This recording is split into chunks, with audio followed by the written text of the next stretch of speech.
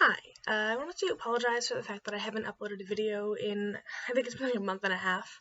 I had some personal stuff going on, but I'm back now, so I'm excited to get back to uploading videos. I just wanted to get some housekeeping stuff out of the way. So I'm going to be going back to the schedule that I announced at the beginning of the year, with a video every Saturday, and then on the last Wednesday of each month, a movie reaction. Obviously, the January and February movie reactions have yet to be uploaded, so on this coming Wednesday, I'm going to be uploading the January movie reaction video, and hopefully also the February one, depending on how things go. And then the week after that, which is the last Wednesday of March, I'll be uploading this month's movie reaction, so we'll be back on track there. And yeah, I'll be back to making a video every Saturday as planned. Okay, so now that that's out of the way, let's get into this video, which is the second part of my two-part series on why the Percy Jackson movies are really, really bad.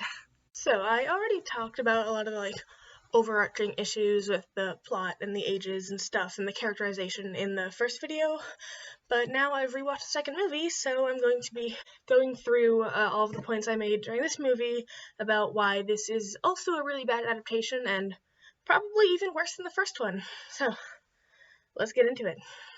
Okay, so to start off, we have this opening narration by Percy about how the Greek gods are real, and it just sounds kind of stupid and doesn't really, I don't know, something about the narration is just off. Maybe because we're used to Percy's narration in the books, and this doesn't sound anything like that sort of tone because Percy in the movies is a completely different character than Percy in the books, and a way less likable character in just pretty much every regard. So yeah, there's that. Then, in the narration, we have them shoehorning in stuff that they forgot in the first movie, starting with Talia's story, because they straight up forgot to even mention her in the first one, and they have to just sort of shove it into the beginning because it's actually, super vital to the plot of the series. But I guess that's more of an issue with the first one. Annabeth's hair, which, look, changing it from blonde to brown was not a choice that I liked, but randomly changing it between movies with no explanation is just weird.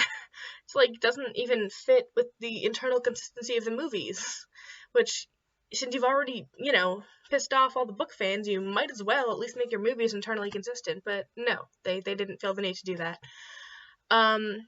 So then we have the fact that it opens with them at camp, and they don't open with Percy at home like the book does. And here is, part of an overall issue with this movie. They completely removed the real world, pretty much.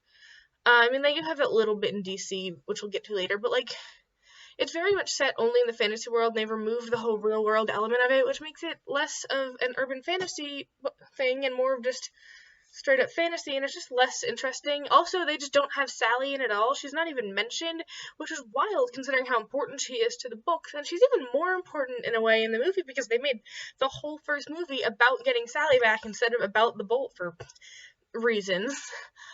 So it's just weird to not even mention Sally at all. Then we have this weird obstacle course thing that Percy is doing at the beginning, which is just strange, and it's not a thing they have at camp. And I don't really understand why they felt the need to include this at all, other than for an action sequence. And it's competing with Clarice, who they forgot to include in the first movie, and this is another thing they had to shoehorn in. And they had to, shoehorn in the whole backstory, which isn't the same as in the books anyway, but they had to, shoehorn in a whole rivalry because they just forgot her in the first one. And here comes an issue where they cast a skinny girl to play Clarice, who is not skinny in the books. And this is an issue because, she's representation of a different type of body type, and they just felt the need to not do that and made her a skinny, pretty girl like other Hollywood movie girls, and that's not great because, we need representation of more diverse body types, so this is just weird and kind of fat-phobic. Then we have the fact that there's this obstacle course, but Annabeth is just watching Percy on the sidelines, which, if this thing is going to be happening, Annabeth would be participating in it and probably winning. Let's be real. So that's just an odd choice, but then they don't really have a grasp at all on who Annabeth is as a character, so I guess why would she be? Also, they have Clarice and Annabeth looking weirdly similar, so that's weird.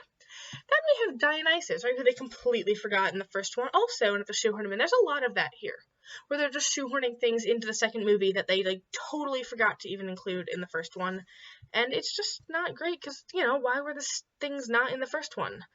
Then they have all these quests they're talking about, right? That Clarice did, that Grover's like, oh, Percy did this, and that, but it's actually Clarice. Except at least one of them, recovering Ares' stolen chariot, is a quest that Percy actually helped Clarice with in a short story in the Demigod Files. So it's really weird that they implied that this is an entirely Clarice thing, but then this whole sequence is weird because there aren't a lot of quests out of camp. That's kind of the whole point. They only do quests when they need to save the world and stuff, so that's strange. So is the lighting on this video. I don't know what's going on with that. I apologize. Okay, so I think we're slightly improved in the lighting. Back to the list. So, next up we have Percy cleaning up, right? Mr. D makes him clean up for whatever weird reason, as I guess a punishment, which doesn't make any sense, and they don't have any cleaning harpies, which is not a major change, but it's just feels weird and is part of just the whole vibe of this movie being super off. And also just mentioning here that Percy in the movies just isn't nice the way he is in the books. Like, Percy in the books is a really nice guy, and Percy in the movies is just, well, he's just not. Then then we have Tyson get introduced, and they make a really big deal out of how Tyson is Poseidon's child, and how it's a big deal, even though Poseidon has a ton of other monster children and undersea children. Like, the only reason Percy's a big deal is because he's his only demigod child. They make this whole thing about they thought Percy was Poseidon's only heir, but that's so weird, and a weird change, because it's not true. He has a ton of Cyclops children, plus he has that guy Triton, who we meet in The Last Olympian, so it's just weird to make it out like he's his only child at all. Like, that doesn't make any sense. He has a ton of other children, and it's just a strange thing. So then we have Tyson getting introduced. Then we have the whole fight with the bull, and Luke just somehow shows up in camp himself. Like, he just gets inside the camp, which makes no sense. Then he says that line about next time you try to drown someone, make sure it's not a demigod who can swim, which is just a very bad line. Like, that dialogue sounds real awful. And then we have Luke being the one to tell Percy about the prophecy, which is just so weird and such an odd change. There's just so many weird, strange choices that I have no idea why they made, and this is definitely one of them. So yeah, then when they're trying to figure out how to save Talia's tree, we have Annabeth using a tablet to research mythology things, so it's weird to see her using technology like that, pre-Daedalus's laptop. Like, technology's not supposed to be able to work for demigods, like cell phones and stuff, and they just don't have tech. It just feels so strange, especially in the, like, second movie where they've gotten rid of, like, outside world stuff, because they had a whole point in the first movie about how they weren't allowed to have outside tech, and then you have Annabeth using outside tech, so I don't really understand what is going on with any of this. But yeah, so then it's just like the whole thing with the fleece comes up in Annabeth's research, which is strange because it's like there's none of that stuff of Percy dreaming about Grover or Grover being in danger and then just like finding the fleece or anything. It's just like they research it. I don't know, like, it's another thing. It's like, it's a minor change, and if the movie was more accurate, I might forgive it, but the whole vibe of the movie is so off that all these, like, smaller changes just feel so strange. But then we get into where it's, like, really bad, like, the really, really unforgivable changes, where they just decide to tell Percy the prophecy, now, in the second movie, during the Sea of Monsters, which is just so absurd, because it is so fundamentally different from how the books did it, where Percy didn't get to know the prophecy until right up before that happened. Of course, this sort of does come true in this movie, which we'll get to that issue later, but it's just him finding out about the prophecy so early and just being told like that, strange. And how the Oracle does this weird story time before telling it, which is just not something the Oracle does. It's also just, like, another thing they have to shoehorn in because they forgot to mention Kronos in the first movie, so now they have to have the Oracle explain the story to Percy because he doesn't already know it because they just left that crucial thing out of the first movie. Like, it's just another thing where these movies are just bad, guys. So yeah, that happens. Then they add the thing about the fleece into the Great Prophecy so that they can wrap it up in this movie, and this just does not sit right. Like, this is a really bad thing because, like, okay, the Great Prophecy from these books, like, it's a big deal. Like, I've had this memorized since I was, like, a child. Like, it's so important, like, the way it plays out, and then they just add in a couple lines to shoehorn it into this movie. Then they change the age to 20, which, again, I've already talked about the issue with aging up the characters, but it was a bad choice. And then we have probably the worst thing of all. They make the line in the prophecy, the evil soul cursed blade shall reap. The evil soul, instead of the hero's soul cursed blade shall reap. I mean, this is absurd. absurd. This completely changes the entire meaning of the prophecy.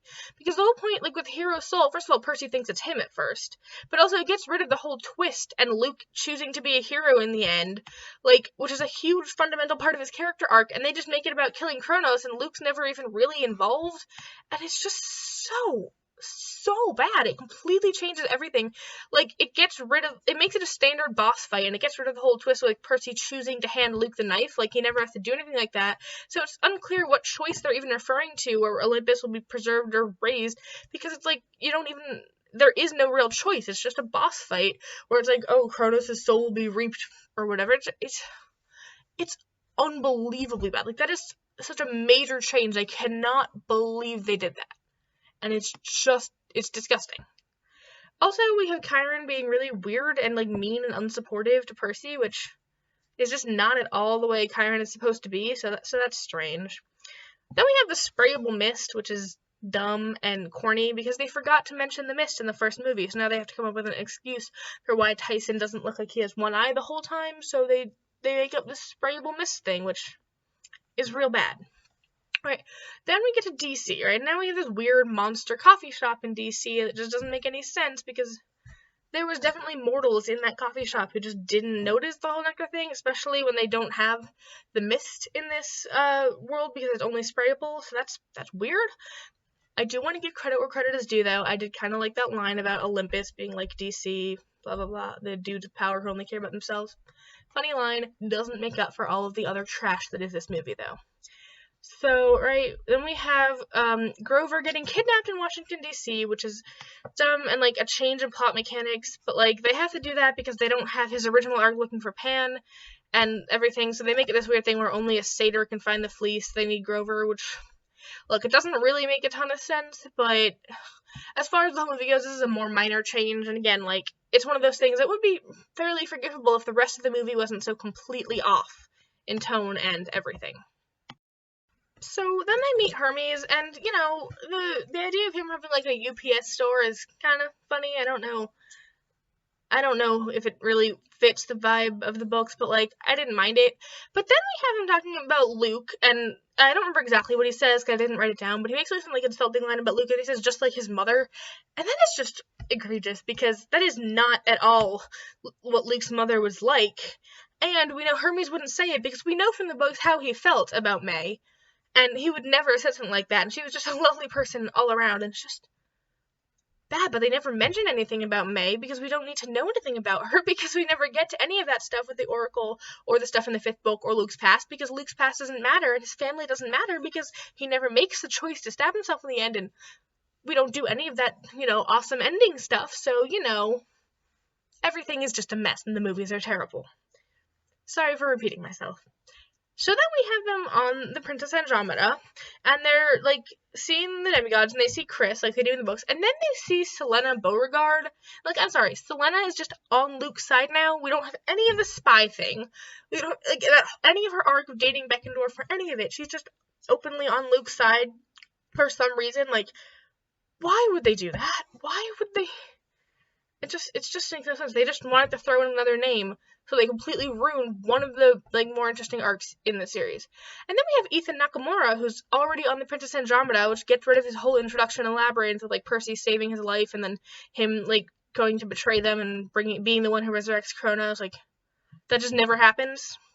Also, Luke just casually mentions how he went to Tartarus, which is ridiculous, because we know you can't just casually crawl through Tartarus to get stuff. Like, that almost killed Percy, Annabeth, and Nico, but, is what it is. Apparently you can just walk through Tartarus now. That's just a thing in the movies. Now seems like a good time to mention that this is at the halfway point of the movie, right? And they haven't even gotten to the Sea of Monsters yet. The pacing of this movie is just really bad. Like, they're not even at the Sea of Monsters. They cut out basically the entirety of the Sea of Monsters. Like, once they eventually do get there, they just get straight to Polyphemus' Island, and you never really have any of the stuff in the middle, which we'll talk more about later. But it's just, the pacing of this movie is bad. The movie is bad. Everything's bad. Fun stuff. So then we have the fight on the Princess Andromeda, and Luke is riding a wave to go after Percy, right? So that makes no sense. Luke doesn't have water powers. And since we're talking about Luke here, Luke in the movies just doesn't have the charm he had in the books, and they made him way too brooding, so just figured I'd mention that here. Okay, so then we have the thing about the Cyclops killing Talia, and it's a weird change that they had one actually kill her instead of the thing where it just delayed them in its lair, because they got rid of that whole thing where it was like copying the voices, and now Annabeth still has nightmares about it, but it makes sense they got rid of that because that's character stuff for Annabeth, and this movie is not at all interested in who Annabeth is as a character, so why would they include it? But yeah, so Percy not having his powers in the Sea of Monsters or whatever is strange because it's still the sea. But, it's also strange that they reach the Sea of Monsters when there is only 40 minutes left in the movie. That's honestly absurd. And now we have them getting eaten by Charybdis, which is a weird change and it's really gross. And also, they would not survive being eaten by Charybdis like this in order to get out like that. So then they skip the part where the ship blows up and everyone gets separated and Percy spends a long time thinking Tyson is dead, which, is important stuff. But they don't have time because there's no time left. So they just don't have any of that and everyone stays together. Also, I guess now is the time to mention that they don't have the empathy link between Percy and Grover, so he never has any of these visions or anything to know that they're running out of time. Like, they cut out so much. They also cut out Clarice's scene with Ares on the boat, which is a super important scene to build character for her, and they skipped the siren, which is a super important character scene for Annabeth. But like I already said, the movies aren't interested in actually exploring who the characters are, so I guess it makes sense they didn't have any of that. Then, for some reason, they combined Circe's island with Polyphemus' island, which doesn't make any sense, and they changed entirely who and what Circe is. So instead of running a spa, she just built a water park or whatever, or an amusement park. Like, it's just really weird, and a stupid change that didn't need to happen. If they were going to cut out Circe's island, they could have just completely cut out Circe's island, because now it's just weird because Polyphemus' island doesn't have any nature on it, even though he has the golden fleece, and the whole point is it's supposed to make his island beautiful and natural. Also, the amusement park is kind of just Waterland from the first book, but worse. Anyway, then they have Polyphemus eating all his sheep, which is just messed up because his love for his sheep was actually like pretty significant plot point in the book, and also it made him like the tiniest bit sympathetic, which is an important part of his character. But no, here everyone is just one-dimensional, so no one who's a villain is allowed to have anything sympathetic, like Polyphemus or Luke, and nobody who's a hero is allowed to have any personality traits at all. At all. So then Luke just shows up in the Sea of Monsters on Polyphemus' island, which is just really, really, like, a bad choice. Like, if he could do that, why didn't he just do that when Grover got there? And then they have Tyson's fake death come super late in the movie, so it has almost no impact because it comes so late, and it lasts, like, under 5 minutes before he comes back. So it's almost like, why even bother doing it at that point? Then we have Clarice voting for Percy to lead, which does not feel true to her character, at least at this point. Like, by the end of the book series, they've become more like friends, but at this point in the book series, Clarice would never vote for Percy like that, but again, we're, shoving all of the remaining books into one, so I guess it does make sense, but it really doesn't. But then they brought Kronos back, so, it is basically the end, and, this is where it's just, what have they done? Why did they bring Kronos back at this point? They basically killed their chance at any more movies in the franchise. Not that they were likely to get any anyway, because these are so bad. But it's just such a weird choice to bring him back and have the final fight come so early. They basically just cut out the next 3 books, because the adaptations were so bad they weren't going to get any more. And Kronos just comes back. I mean, I don't know how else to say this. It's just so ridiculously absurd to bring him back at this point in the Sea of Monsters. This is just so completely off from the books. And he also just has his own form, so he never needs to, like, possess Luke or anything, which, okay. So we don't have any of that, but I guess it doesn't matter because we don't have any moment of Luke, like, having his heroic moment at the end, so we don't need any of that. And then they just have Kronos eat Luke. Like, he just straight up picks him up and eats him, which, I'm sorry, what? What even is this? Why would they do this? It makes no sense. And then they make Riptide the cursed blade, which is so bad. And I've already talked about why changing the, like, evil soul thing in prophecy is so bad and why it, like, makes it a final boss battle with no twist, but it's just so absurd to have Riptide be the cursed blade, especially because in the books they specifically think it might be and then it isn't, and it just becomes a straightforward thing about Riptide killing Kronos. There's no choice. There's no question about the choice preserving or raising Olympus. It doesn't even make sense why those lines are in the prophecy in the movie because they never happen. It's just a hero defeating a villain via a prophecy, which is really gross. And it's really bad because, like, the way this series used prophecy, right, and the twist that happens, it's probably, like, my favorite use of prophecy in a story ever. Like, it was hugely impactful to me as a child, and I loved it. And this just makes a mockery of everything that the books did with that, and it's just so bad and so offensive. And that's basically why I think this one is even worse than the first one, even though some of the things are more accurate. Like, just the way they made a mockery of the prophecy is unforgivable in my eyes. And of course, they also cut out Luke's entire character arc and, like, the heroic nature of his death in order to do that. Also, they have Percy saying a weird line about how his dad killed Kronos, and now he was going to, but Poseidon didn't kill Kronos, that was Zeus, so that was a weird line. Then they have Percy say, I make my own destiny as he kills Kronos, but that has no weight in this, because it's just a movie, and especially in this moment, he's just following a straightforward prophecy. There's no choice involved. If he had said this line in the book, he doesn't, but at least it would have some weight there, because it would make sense with this choice, but here, he's basically just doing as he's told, so it doesn't make any sense to the line. Then we have Luke getting uneaten by Kronos, but then probably Polyphemus eats him, and there's no fanfare. He just, like, dies, and he's still a villain and never has any of an arc. Now, he might still be alive because we don't see him die, but it's just, like, so many bad choices, right? And then we have Annabeth getting stabbed instead of just breaking her ribs, which is a weird choice. Not really a huge deal, but it's just, like, why do they make choices like this? I don't get it. And then the fact that the entire fight with Kronos took less than 5 minutes and it's just over. Like, talk about anticlimax. There's no big battle, no Battle of Manhattan, sizing, nothing. Just Kronos shows up, less than 5 minutes, he's gone, and that's it. Because they're probably, like, even though they were saying that it might not be the end, they're basically setting it up like this was the big fight with Kronos, and that was it.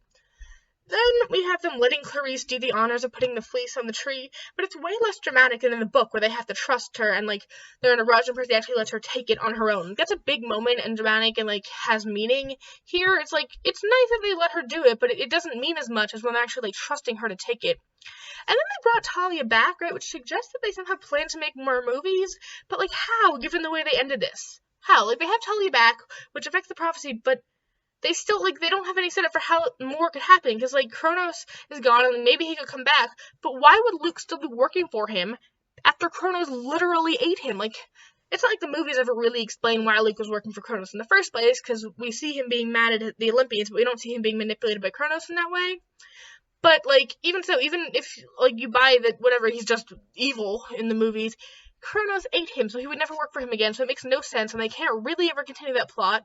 So they leave it open for more, but at the same time, they really don't leave it open for more. It's like they were trying to set it up to have more movies, but also not have more movies at the same time, which just ruins what's already not great. And, like, they finished the series, but then also didn't finish the series and tried to leave it open. And this is just the weirdest choice. Like, they tried to wrap up the whole thing in all their remaining books.